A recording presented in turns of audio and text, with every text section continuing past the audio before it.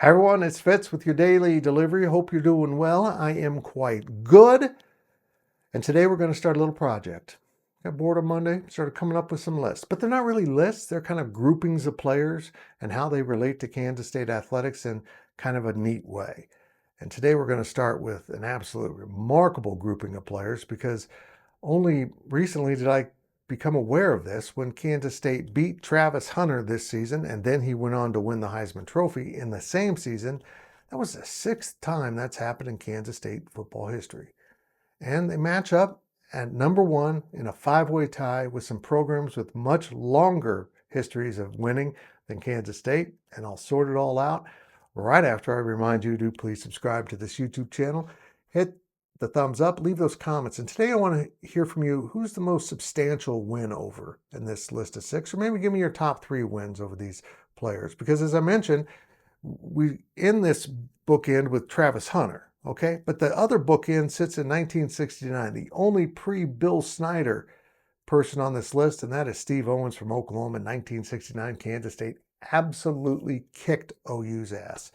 And Owens went on to win the Heisman Trophy. And that's the only one pre-Bill Snyder that's ever taken place. Four of them did take place under Coach Snyder. Of course, Travis Hunter was under Chris Kleiman. And that six ties Nebraska, Penn State, Texas, and Texas A&M for the top spot. But over the last 30 years, Kansas State owns the top spot by itself at five. Yes, that's right, because only in those kind of early years of K-State football, the brief window of success under Vince Gibson, did they add to the list. And everyone else had chances throughout their history to have very big wins. But let's cover the four in the middle, the four that Bill Snyder defeated.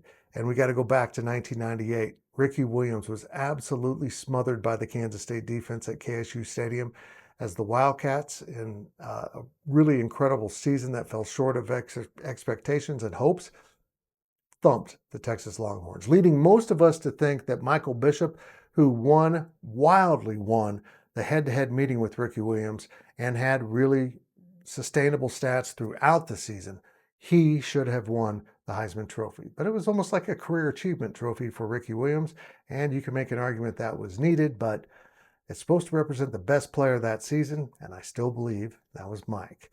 You go to 2001, maybe it was two, and when Carson Palmer won the Heisman Trophy and K-State won that 2001 and 02 sweep over USC. And then in 2003, they beat Jason White in the Big 12 championship. The Oklahoma quarterback would go on and win it. And what I still believe is one of the weaker winners of the Heisman Trophy in recent memory, but still a pretty damn good player. And finally, let's round this out with one of my favorite Big 12 players of all time, and that's RG3. Robert Griffin III was clearly the Heisman guy, was a special talent, and he will forever have nightmares of Arthur Brown chasing him around, getting ready to tackle him. Because Arthur Brown absolutely haunted this dude for the two times they met. And that is the sixth person that has won the Heisman Trophy in the same season they lost to Kansas State. It's really an incredible stat when you stop and think about it. And how many teams have played so many Heisman Trophy winners? Many more if they were playing good football going back to World War II and after World War II. They've had more opportunities, but K-State has cashed those in. And Travis Hunter was number six, an outstanding player for whom I voted for the top spot. But he wasn't good enough to help his team beat K-State one night in Boulder.